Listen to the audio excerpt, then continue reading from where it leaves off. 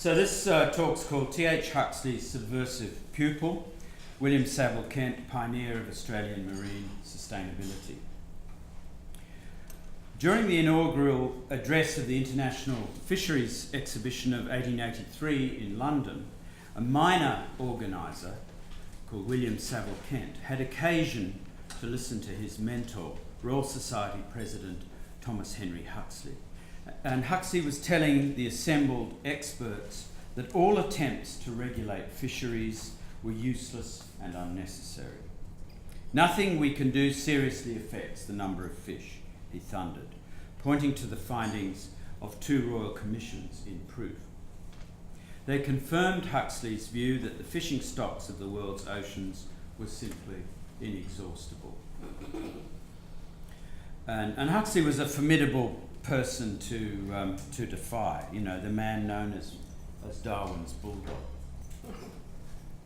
On the surface, William Saville Kent had every reason to agree with his mentor, for his career at that particular moment stood in acute jeopardy, and he desperately needed his patron's good opinion. Though few except William himself knew it, his sister, Constance Kent, was soon to complete a 22-year prison sentence, during which time her wax effigy had been displayed at Madame Tussauds as the most notorious murderess of the age. In 1860, at the age of 15, she cut the throat of her 3.5-year-old brother, Francis. But detectives suspected that her subsequent confession in 1865 was an act of martyrdom to protect her beloved younger brother, William Saville Kent. Well, William Kent, as he was known then. The 2 children had been driven to this grisly act in revenge against their father, Samuel, and their stepmother, Mary Ann, at whose hands they and their late mother had experienced incredible cruelties. Constance had always encouraged her brother's secret aspirations to become a scientist. She'd even introduced him at the age of 13, when she was 13, to Darwin's Origin of Species, which she procured in its year of publication and read at school and brought home and told her parents and her brother that she was a convert to evolution. Her confession, too, in 1865, which earned her a sentence of death and commuted to 22 years in prison, had helped her brother gain a small inheritance to fulfill his dream of becoming a scientist. He'd repaid her during those 22 years with a selfish cruelty that matched his father. He'd ignored all her written pleas to help, visit, and write. And now she was about to get out of prison, and there was no knowing how this angry young woman would respond to the treacherous brother to whom he owed his life, his freedom, and his career. No wonder her prospective release loomed for him like a time bomb. Despite her sacrifice and William's own considerable talent, William Saville Kent, as he now calls himself, a kind of deliberate change of name, had also managed to mess up a promising scientific career. True, in opting to become a professional scientist, he'd not chosen an easy path. Oxbridge clergymen, steeped in the creationist tenets of the Church of England, still monopolised most paid scientific positions in England, though not necessarily in Scotland. Fortunately for William, his drive for a career in science coincided with social reforms that were beginning to pave the way for new modes of scientific professionalism. Inspired by Charles Darwin's example and led by the pugnacious Thomas Huxley, young men, almost exclusively from the middling ranks, were beginning to storm the religious bastions. Huxley urged them to overthrow clerical and aristocratic privilege so as to bring about a new reformation, as he called it, based on secular and morally uplifting scientific careers. Now, even though William Kent's early education had been spotty and erratic, thanks largely to his father, he managed to enrol in evening classes at King's College London, where he attended Huxley's inspirational lectures on marine biology. Having caught the great man's eye, he was encouraged to work for a period with Huxley's very close friend William Flower at the Royal College of Surgeons, cataloguing their coral collections and becoming smitten with these mysterious creatures. By 1870, William, aged 25, was a published authority on corals and sponges, working as a junior assistant at the British Museum. Yet he shared his father's restless social ambition and soon began to chafe at the poor pay and lack of promotion opportunities. Over the next 7 years, his impatience to succeed led him to cultivate a succession of alternative scientific patrons. In each case, though, his prickly, wounded personality overshadowed his genuine abilities. After a succession of ructions, mostly ending up with him being sacked, chastened William had no choice but to rejoin Professor Huxley's overcrowded patronage train. He enrolled in Huxley's comparative anatomy course at Imperial College, dedicated a 3-volume manual of the Infusoria to him, and in 1880 obtained a position working with him in the government's fisheries department. He also began urgently lobbying Huxley to secure him work abroad as the time for his sister to leave prison got closer. And he tried to get a job in New York, but in late 1883 he had to take a kind of second option, which is obtaining a senior position in faraway Tasmania as supervisor of the state's fisheries.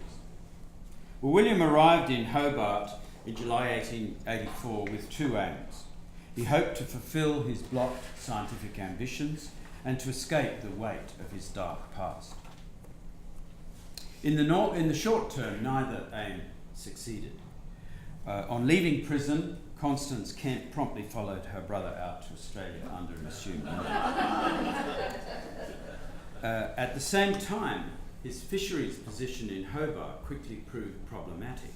The Salmon Commissioners, a political lobby group with gentry pretensions, saw his main task as being to confirm their acclimatisation in Tasmania of British salmon, the noble fish. William concluded, however, that the much vaunted salmon trophies of eminent figures such as the Governor of Tasmania were in fact simply overgrown specimens of European and American trout.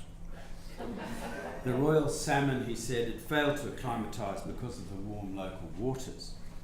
William's blunt publicising of this opinion would eventually cost him his job. He'd anyway arrived in the colony with a fisheries program that was far too visionary for the faux gentlemen of the Salmon Commission. In fact, it would have been far too visionary for Thomas Henry Huxley as well. While working as a research advisor in the 1870s to a series of new commercial aquaria, he began in Brighton and in London, he began to experiment with culturing certain types of fish and also of seafood, as it was in effect. He began to conduct experiments in the artificial culturing of marine species for which the demand was outstripping the supply already in the UK. A systematic review in Hobart of local fishery conditions convinced him that the same problems had arisen there. He thus set about creating a research station to study and culture declining marine species. And he built this to his design on government land at Battery Point, and it boasted a laboratory, saltwater hatcheries and aquaculture facilities. And here he developed methods for culturing oysters and lobsters and helped local fishermen to cultivate and market indigenous fish and crayfish. In his spare time, he wrote papers advocating these ideas to Tasmania's Royal Society, an action that fueled the Salmon Commissioner's gripes that he was too academic for the inspector's job, which was to affirm the royal salmon. By late 1887, however, William was at least partially successful in his other aim. He seems at least to have achieved some kind of secret rapprochement with Constance. I think, and we cannot, her first 4 years in Australia are a complete blank, and quite deliberately. She came out here under a false name of Emily Kay, which you can find on the shipping records, but she disappears for 4 years. During that time, I'm pretty certain that she shared William's Hobart house under that name, and then later also joined him in Brisbane. But at the same time, his fisheries position was becoming increasingly vexed. He worked for a time in Victoria, but that contract expired. He failed to get a job in New South Wales because a rival was given it. And he felt himself to be, and of course he was sacked and not reappointed by the fisheries, by the Salmon Commission in Tasmania. So he was in an acutely difficult situation. Thankfully for him, at the dawning of Australia's centenary year, 1888, a sudden change of luck. The Queensland government asked him to report on their oyster sites in Moreton Bay, and he was invited to join the HMS Myrmidon on a pioneering survey of the Cambridge Gulf in northwest Australia. With alacrity, as William said, he grabbed this chance to escape his troubles and to explore a tropical region largely unknown to science at that time. The survey proved to be a turning point in his scientific fortunes, at least in Australia. His Gulf collections impressed some of Queensland's most senior scientists. He won favour with the Queensland Museum by offering them 67 species of molluscs and an even more substantial collection of birds and reptiles, including some unknown to science which were named after him. Reporting these discoveries in a paper to the Congress of the Australian Advancement of Science in 1889 earned him an invitation to join the Queensland Royal Society, and a month later to become the Society's next chairman, so he'd arrived. News of these triumphs also added weight to a proposal for a full-time job that William had dashed off to the Premier of Queensland, Sir Thomas McIlwraith, just before joining the Myrmidon. His timing was perfect. Queensland's rival Conservative leaders, McIlwraith and Sir Samuel Griffin, were joining political forces to do something about the alarming depletion of the state's marine resources. All the barrier reef marine industries, including the lucrative pearl shell trade, had been producing falling returns because of overfishing and the depredations of Japanese and Taiwanese luggers, which they just simply couldn't control. New licensing regulations of 1881 had failed to check the decline in any way. By March 1889, even the Torres Strait pearlers themselves were pressing for restrictions on the harvesting of immature pearl shell, which is something that they'd been doing consistently themselves up to that point. In that month, the Queensland government offered William Saville Kent a 3-year full-time position as Commissioner of North Australian Fisheries on a good salary. He travelled up to Brisbane, accompanied by his wife Mary Ann and another unnamed member of his family, very likely Constance. Freed at last from fears of unemployment and of potential exposure as a murderer, William soon also discovered a refuge from worldly cares in the remote islands of the Torres Strait, a melting pot and a marine frontier where he could ease the shackles of his stiff and wounded personality. After the Tasmanian fiasco, he was keen to demonstrate his value, his economic value as a marine scientist and resource manager. Having undertaken an extensive review of Queensland's fishing industries, he concluded that a redemption of the edible oyster and pearl shell industries was urgently needed. The Torres Strait pearling industry, normally one of Queensland's leading revenue producers, had become so exhausted that most of the harvested shell was now too small even for Japanese button manufacturers. So it had really become, it had lost its economic value altogether. William was an expert at artificial cultivation methods, but nobody had yet invented a way of doing this for wild pearl shell. And most of the region's shallow pearl shell beds were exhausted, and the remaining deep sea beds were so far out to sea they couldn't be protected from plunderers. Also extremely difficult to get the deep diving. Veteran pearlers claimed to him that transferring immature oysters to shallow water would never work because severing their abysses, their anchor cables, would cause them to just drift away on the currents and die.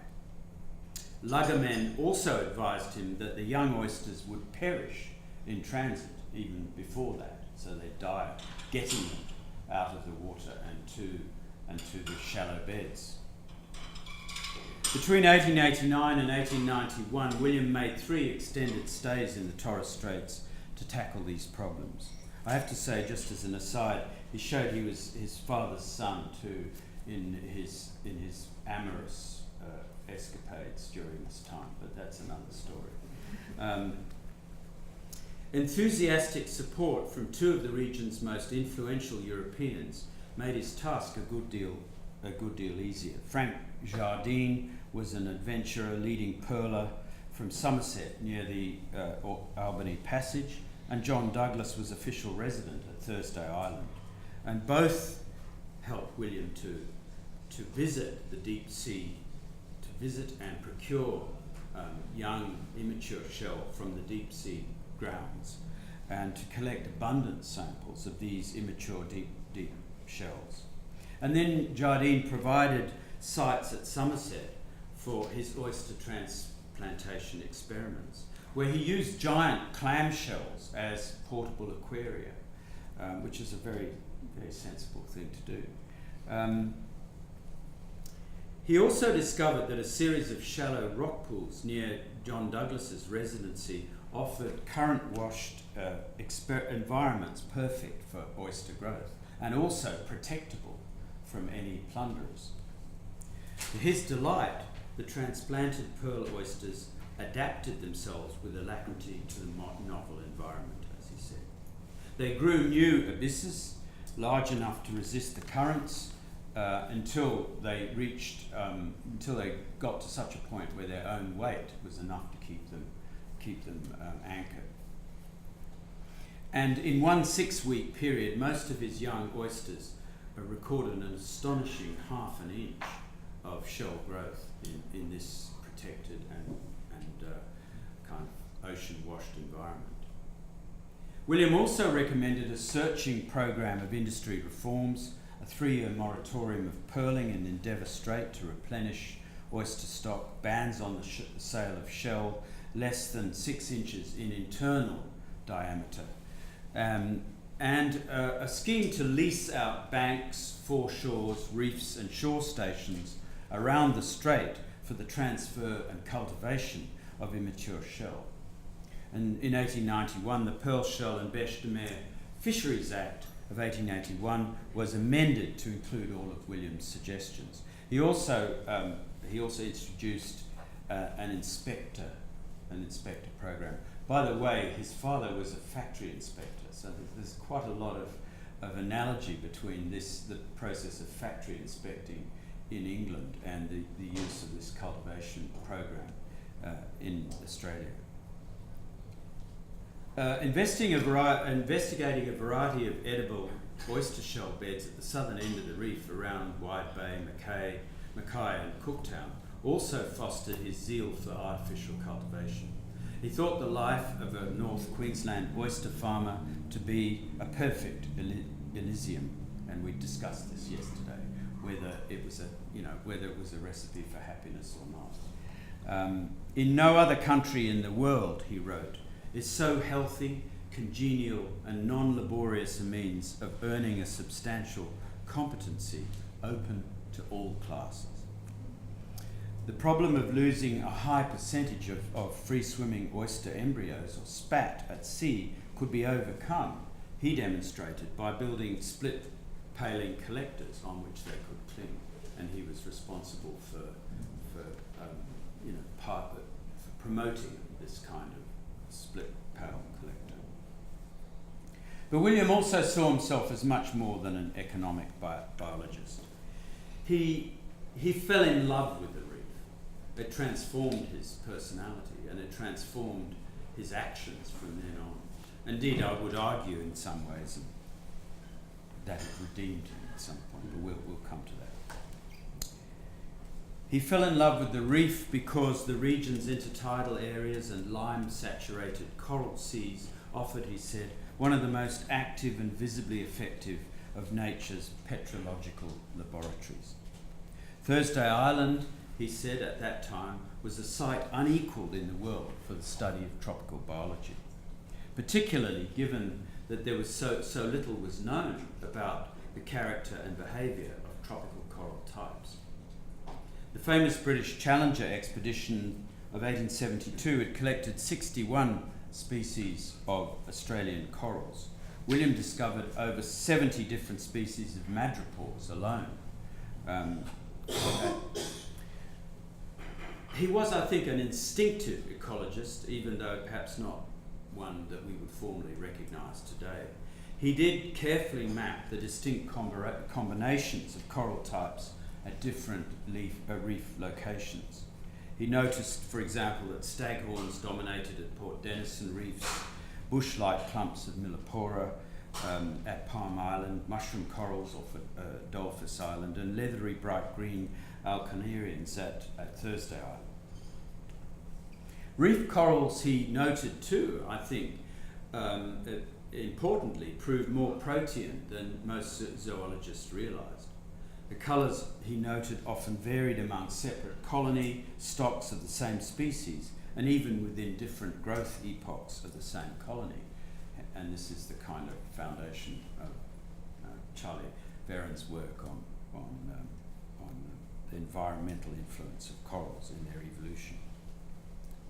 This implied local environmental adaptations. The same conclusion, I say here, that would much later lead to Charlie Veron's theory of the reticulate evolution of corals. Non-coral species, he noticed, also made a key contribution to reef building. Nullipore seaweeds with lime-encrusted tissues, shells of minute protozoa, and the skeletons of sea urchins, starfish, trepang, all these contributed to the lime cement and conglomerate that built reefs. Measuring the speed of coral growth also suddenly assumed a dramatic significance on the 28th of February 1890, when a large passenger steamer, the Quetta, hit a submerged coral pinnacle in a well-charted area of the barrier reef of the Torres Strait between Albany and Adolphus Island. It sank in 3 minutes with a loss of around half of its 182 passengers and crew. Asked to investigate the site, William concluded that the coral pinnacle had grown to become an unmarked hazard during the 30 years since the last survey.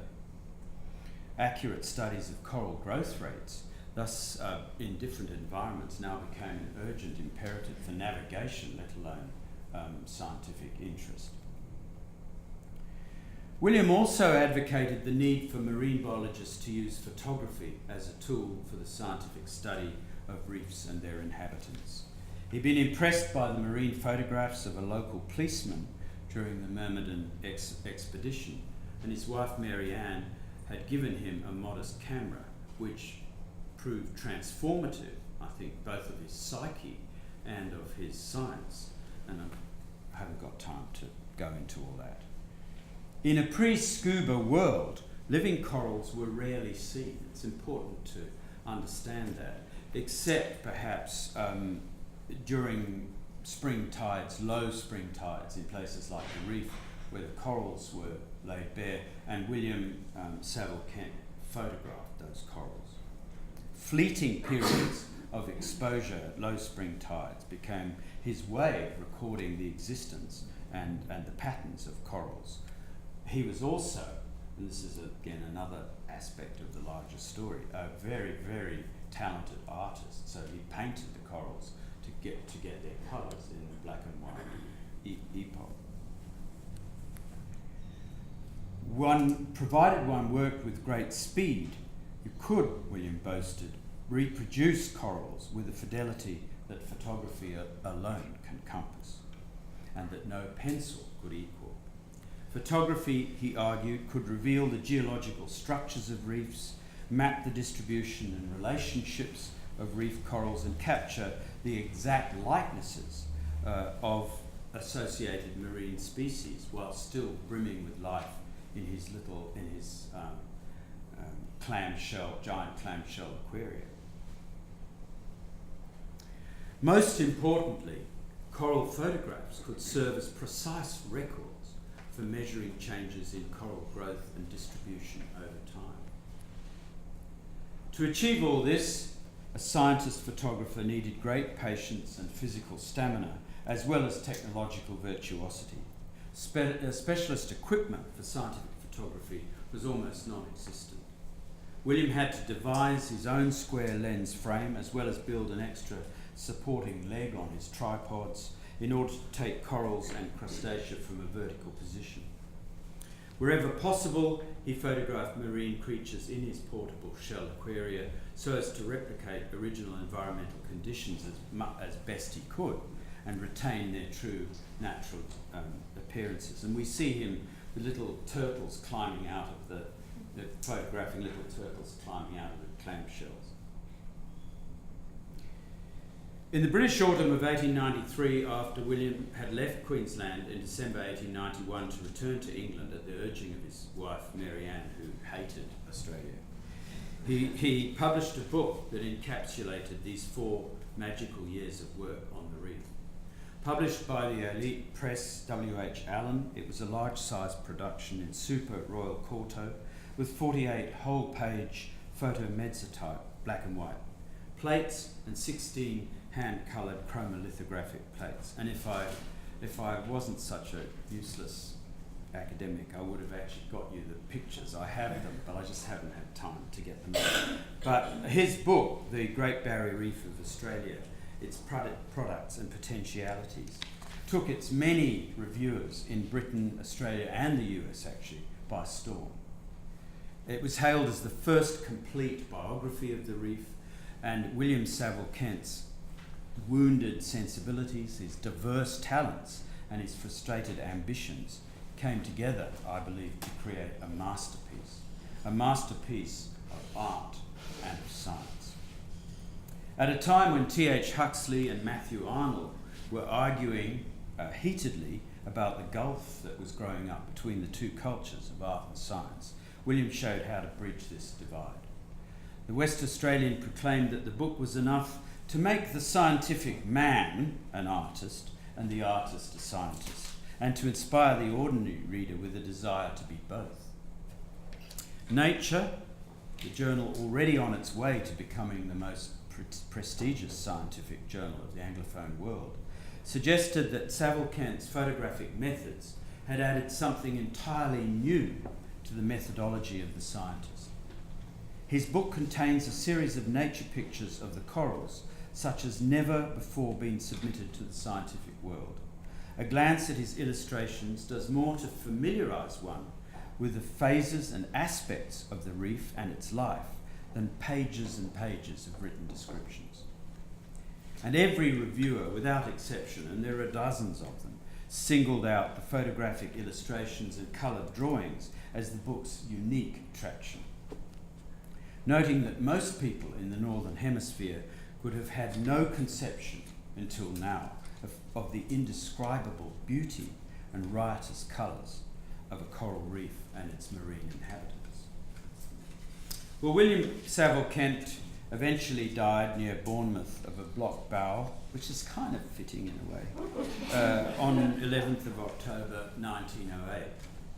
Few mourned the death of this prickly, difficult and wounded man.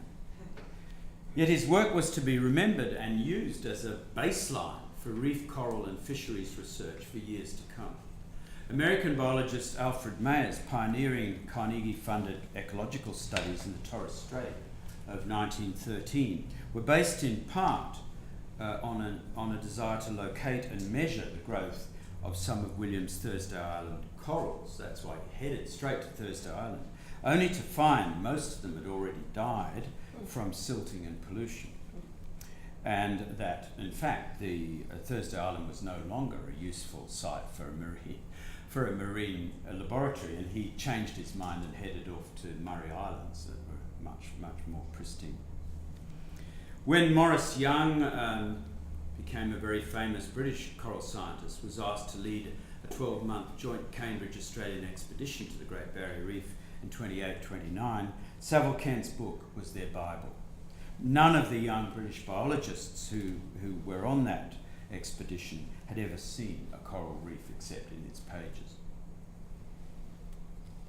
Just to conclude in 10 seconds, William might have been particularly pleased to know the identity of one of the Australian purchasers of his famous book. Under the alias of Emily Kay, his sister Constance, who'd become a revered Australian nursing sister and a matron. A woman who in her 100th year would receive a letter of congratulation from the Queen while her statue was still, her wax statue was still in Madame Tussauds, would die on the 10th of April 1944 in Strathfield, Sydney. Having worked in typhoid tents, a leper hospital and a reformatory school for girls, Constance can surely be said to have redeemed herself. If the reef could speak, perhaps it would say the same of her brother William.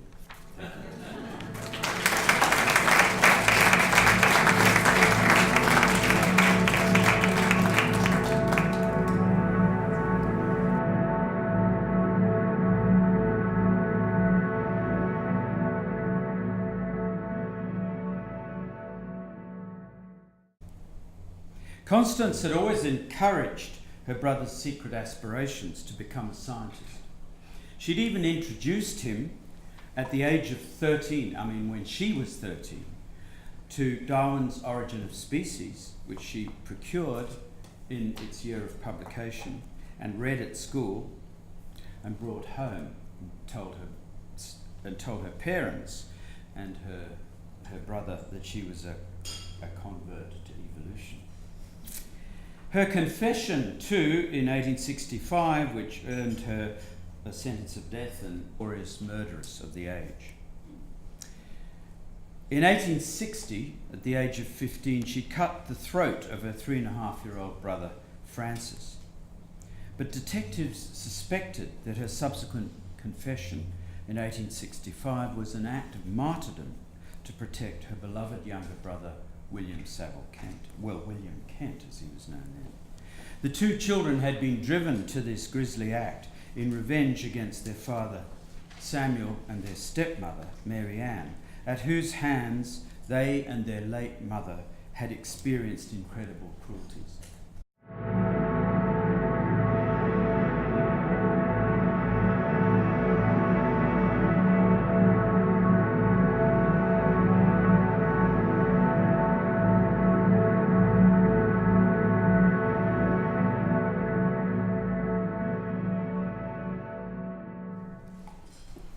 So this talk's called T.H. Huxley's Subversive Pupil, William Saville Kent, Pioneer of Australian Marine Sustainability.